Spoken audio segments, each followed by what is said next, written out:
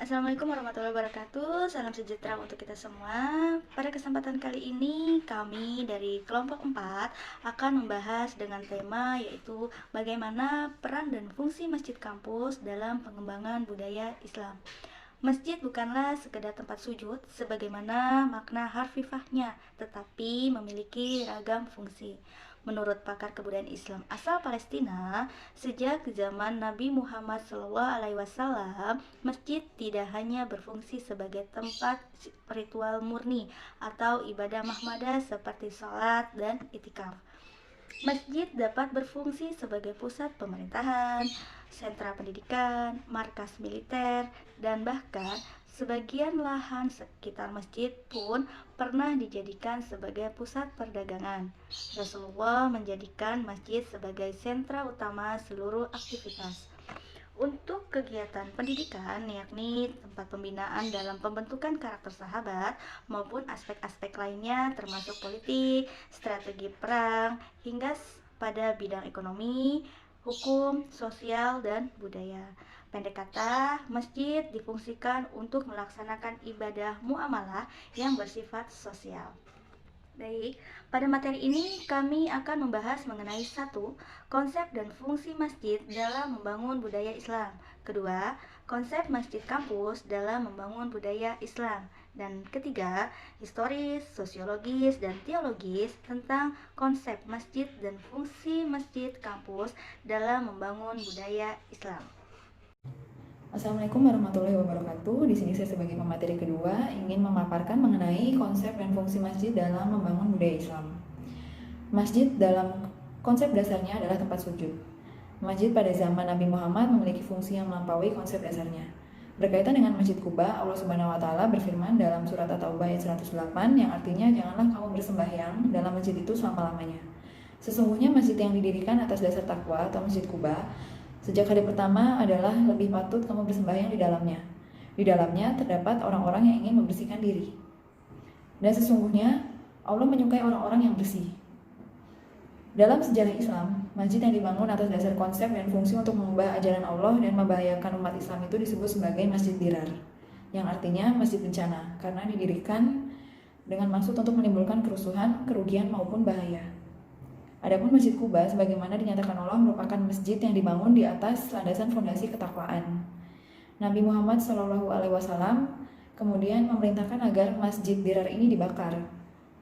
Sejalan dengan perkembangan umat Islam, jumlah masjid saat ini sangat banyak dan tersebar di hampir seluruh negara di dunia. Di Indonesia saja, jumlah masjid tercatat yaitu 643.843 dikutip dari Republika Online tanggal 3 Juni 2012.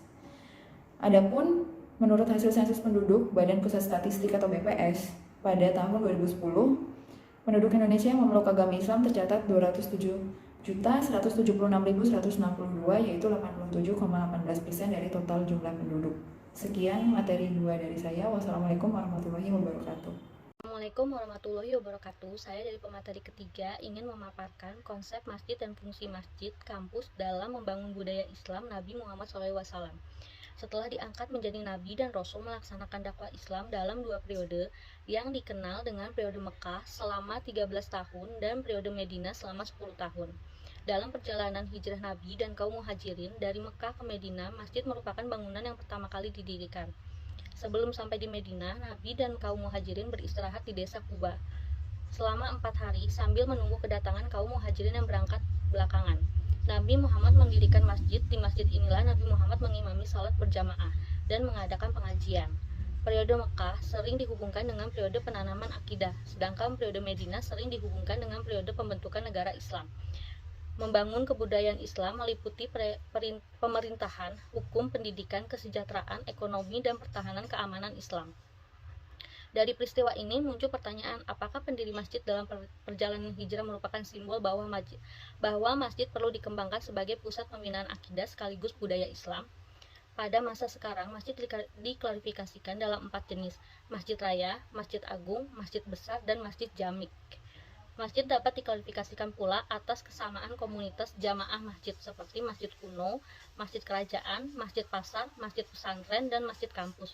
Apa perbedaan esensial masjid kampus dengan masjid-masjid pada umumnya? bagaimana Masjid Kampus membina jamaahnya agar dapat menjadi SDM yang profesional dan penuh dedikasi, tentunya dengan diniati lillahi ta'ala. Sekian dari saya. Assalamualaikum warahmatullahi wabarakatuh. Assalamualaikum warahmatullahi wabarakatuh. Saya akan membahas materi keempat, yaitu menggali sumber historis, sosiologis, dan teologis tentang konsep masjid dan fungsi masjid kampus dalam bangun budaya Islam historis dan sosiologis. Masjid pada zaman Nabi Muhammad. Pada masa Nabi Muhammad SAW atau pada era Madinah, ada 3 tipe masjid yang perlu dijadikan bahan pembelajaran, yakni yang pertama, masjid yang pertama kali dibangun dikenal dengan Masjid Kuba, yaitu masjid yang didirikan atas dasar takwa.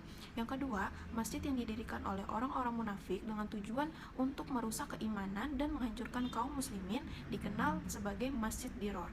Dan yang ketiga, musola pertama, yaitu tempat yang dipergunakan untuk sholat hari raya Idul Fitri dan Idul Adha, atau sholat istisqa, atau bisa disebut juga dengan sholat minta hujan, dan tempat menyembelih hewan kurban. Masjid sebagai pusat kegiatan masyarakat muslim. Tidak dapat disangkal bahwa masjid sudah merupakan pusat kegiatan masyarakat muslim. Implikasinya, sesuai dengan perkembangan masyarakat, maka berkembang pula fungsi dan peran masjid. Kegiatan masjid pun semakin meluas, mencakup aspek peribadatan dan budaya Islam. Assalamualaikum warahmatullahi wabarakatuh. Saya pemateri 5 ingin menyampaikan mengenai fungsi dan peran masjid kampus. Yang pertama, masjid kampus sebagai suasana religius. Masjid kampus pada setiap hari ramai dikunjungi oleh para mahasiswa, dosen, dan karyawan. Mereka menjadikan masjid kampus sebagai pusat keimanan dan ketakwaan. Pada setiap hari, tidak terkecuali pada hari libur, kelompok-kelompok diskusi mahasiswa dilaksanakan sehingga menjadikan suasana lingkungan kampus menjadi semakin semarak.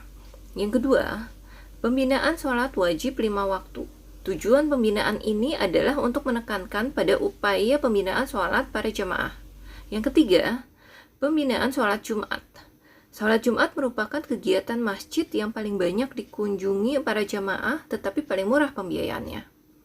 Ini disebabkan para jamaah datang sendiri tanpa diundang, dikarenakan kesadaran para jamaah bahwa sholat Jumat itu adalah wajib. Bandingkan dengan kegiatan tahlik akbar yang membutuhkan biaya sangat besar. Assalamualaikum warahmatullahi wabarakatuh. Saya sebagai pemateri ke-6 akan melanjutkan materi, yaitu tentang pembinaan kegiatan bulan Ramadan.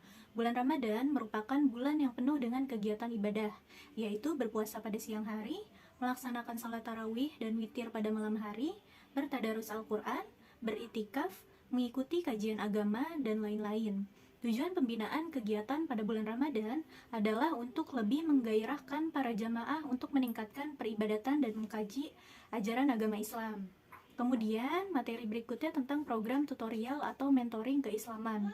Program tutorial pendidikan agama Islam atau mentoring keislaman di kampus ada yang dilaksanakan oleh unit kegiatan keagamaan mahasiswa yang langsung berkaitan dengan pelaksanaan kuliah pendidikan agama Islam. Dan ada juga yang dilaksanakan oleh badan atau unit yang bersifat otonom atau tidak terkait dengan perkuliahan pendidikan agama Islam. Di beberapa kampus, PT Tutorial Pendidikan Agama Islam dilaksanakan oleh suatu organisasi mahasiswa yang berada di bawah bimbingan langsung koordinator pendidikan agama Islam dan para dosen pendidikan agama Islam. Selanjutnya, materi berikutnya akan dijelaskan oleh pemateri ke-7. Sekian dari saya. Wassalamualaikum warahmatullahi wabarakatuh. 6. Unit kegiatan dakwah mahasiswa. Kegiatan unit kegiatan dakwah kampus dipusatkan di masjid kampus. Tujuan pokok dari lembaga ini adalah membina para anggotanya sebagai calon sarjana, calon pendidik, dan kader dai dalam rangka mewujudkan ukhuwah Islamiyah, memelihara ajaran Islam, dan ikut menciptakan kampus religius. Kegiatan utamanya adalah kaderisasi para dai dan kalangan mahasiswa dan mahasiswi untuk berdakwah di kalangan mahasiswa. Kegiatan UKDM misalnya berupa Majelis Taklim Ilmiah Diniyah, Dialog Dunia Islam, Diskusi Ilmiah Pra-Ramadan, Lokakarya Pembinaan. 7. Subunit Pengkajian Islam. Unit Pengkajian Islam berada di bawah pembinaan langsung pembantu Rektor 3. Bidang kemahasiswaan. Program kerja unit ini lebih berorientasi kepada pengkajian isu-isu aktual yang berkembang di masyarakat. Isu tersebut dianalisis dari sudut pandang ajaran Islam, serta didiskusikan di bawah bimbingan para dosen. para dosen PAI dan SPAI. Secara fungsional, semua subunit berkaitan dengan PAI dan SPAI. Paling tidak berkaitan dengan cara dosen PAI dan SPAI sebagai narasumber sekaligus sebagai pembina dalam susunan organisasi. 8. Lembaga Pengkajian Ibadah Wanita Islam atau LPIWI. Lembaga Pengkajian Ibadah Wanita Islam merupakan contoh suatu organisasi keagamaan wanita Islam yang berada di lingkungan PT. Latar belakang munculnya lembaga ini didorong oleh kebutuhan dan keinginan para dosen putri dan mahasiswi tentang materi-materi keislaman, khususnya yang berhubungan dengan kajian fikih wanita yang selama ini disajikan oleh kaum laki-laki. Oleh sebab itu, program LPIWI diarahkan pada pengkajian masalah-masalah kewanitaan, terutama yang berkaitan dengan fikhun nisa, fikih wanita. Di samping itu, kegiatan pokok lembaga ini adalah kegiatan sosial kemasyarakatan. 9. Kegiatan Hari Raya Islam, aktivitas keagamaan, sivitas akademika, terutama dosen dan karyawan PT selama ini dihubungkan dengan hari-hari besar Islam. 10. Program studi agama dan bahasa Arab. Bahasa Arab sering diasosiasikan dengan agama Islam karena bahasa Arab merupakan salah satu ilmu Islam. Kitab suci umat Islam sendiri, Al-Quran dan kitab-kitab hadis juga berbahasa Arab. Program studi bahasa Arab ini dapat dijadikan cikal bakal berdirinya prodi-prodi ilmu-ilmu Islam lainnya dalam rangka memperkokoh pembudayaan religiositas kampus. Assalamualaikum warahmatullahi wabarakatuh. Di sini saya sebagai pemateri 9, saya ingin menjelaskan menggali sumber teologis tentang konsep masjid dan fungsi masjid kampus dalam membangun budaya Islam. Pertama yaitu sumber teologis utama masjid adalah dalam surat At-Taubah ayat 107 sampai 108. Berdasarkan dua ayat di atas ada dua tipe masjid. Pertama tipe masjid Quba, yakni masjid yang didirikan oleh Rasulullah dengan tujuan untuk meningkatkan ketakwaan, dan kedua yaitu masjid Diror, yakni masjid yang didirikan oleh orang-orang munafik dengan tujuan untuk menimbulkan kemudatan bagi orang-orang mukmin. Ciri-ciri utama orang yang bertakwa. Berdasarkan surat Al-Baqarah ayat 2-5, ciri-ciri utama orang yang bertakwa ada 5, yaitu ciri pertamanya yu'minuna bil ghaibi, kedua ciri kedua yaitu wa yuqimunas sholata, yang ketiga ciri wa mimma razaqnahum yunfikuna, keempat wallazina yu'minuna bima unzila ilaika wa ma unzila min qablika, kelima wa bil akhirati hum yuqinuna. Kedua, ciri-ciri orang utama yang orang munafik dijelaskan berdasarkan surat Al-Baqarah ayat 8-20. Pertama, penjelasan surat Al-Baqarah ayat 8-9 yaitu menampakkan kebaikan dan menyembunyikan kejahatan. Kedua, surat Al-Baqarah ayat 10 menjelaskan tentang penyakit iri dan dengki. Ketiga, surat Al-Baqarah ayat 11-12 yaitu menjelaskan jangan berbuat kerusakan di bumi ini. Keempat, penjelasan surat Al-Baqarah ayat 13-20 yaitu jangan bersifat angkuh. Demikian pemateri saya. Terima kasih. Assalamualaikum warahmatullahi wabarakatuh. Saya pemateri ke-10. Materi selanjutnya yaitu membangun argumen tentang konsep masjid dan fungsi masjid kampus dalam membangun budaya Islam. Ciri orang bertakwa ada 5. 1. Selalu beriman kepada zat ilahi yang al-gaib. 2. Selalu mendirikan sholat. 3. Selalu membayar infak. 4. Selalu beriman kepada kitab yang diturunkan kepada Nabi Muhammad maupun yang diturunkan sebelum Nabi Muhammad. Yang kelima, selalu yakin dengan hari akhir. Pendirian masjid, termasuk masjid kampus, harus didasarkan atas takwa, jangan sampai didasarkan atas nafsu dan watak aku atau sombong.